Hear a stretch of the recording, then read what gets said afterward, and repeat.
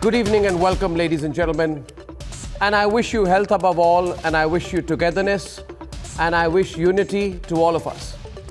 For in this fight, unity and the willingness to battle everything that we are going to face together as a country, together as a community, as a family, matters above all.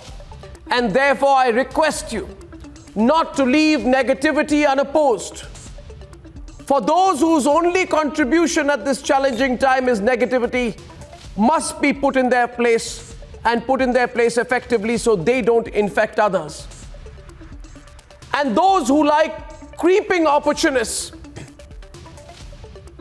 want to use pictures of workers going home on foot to tell the world that India does not care, to tell the world that we don't care for our poor, must be called out as liars, for they do what liars like them do.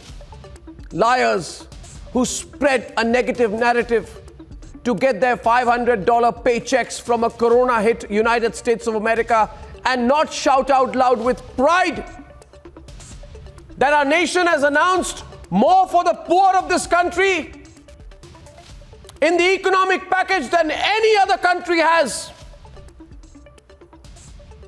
And that is why people like Raghuram Rajan should keep their lips sealed. Raghuram Rajan, in whose time the worst corruption happened in India's banking sector, is now sitting in the United States of America. And instead of pointing out what's happening there, he preaches that India's lockdown will not be effective. Well, Raghuram Rajan should know that in his American state of Indiana, in the USA, there are more cases than all of India. And Raghuram Rajan, who is neither a public health expert nor a doctor, should tell the people of India whether he has a better solution, which he doesn't. So he should keep quiet. And so, viewers, if we are going to win this, which we will, we have to confront the truth. We have to confront with better facts and with more truth on our side these amateur armchair gang of lockdown critics.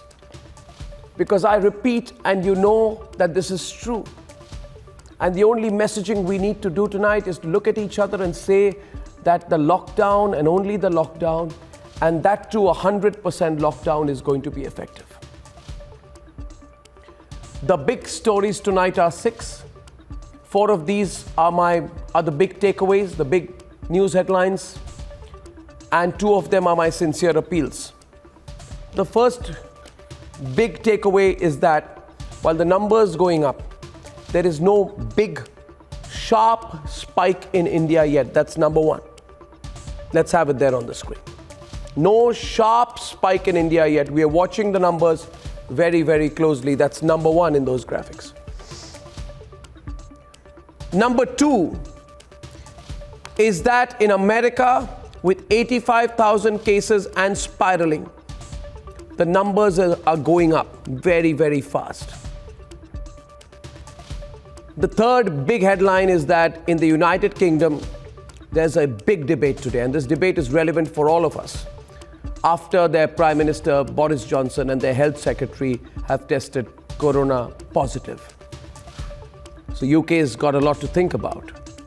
The fourth, unfortunately, anecdotally and otherwise, I can tell you my reporters are also putting this information out, is that the lockdown compliance is not yet 100%. Really unfortunate. The fifth is my appeal that viewers, please help us report and expose the lockdown violators. They're compromising our health. They're compromising our future. And the fifth point tonight, which I want to point out, is that we need to sideline the lockdown critics because they have no solution. The negativity gang needs to learn to keep quiet when the country is coming together. Ladies and gentlemen, on debate number 2, I will continue what was a very popular segment on the debate yesterday, which was the lockdown questions once again. And at 10:30 p.m. tonight, we'll do a relative assessment of how we are placed vis-a-vis the rest of the world. So we got a lot of packed up for you. And here are the headlines. this Friday evening, the 27th of March, on the Debate Tonight.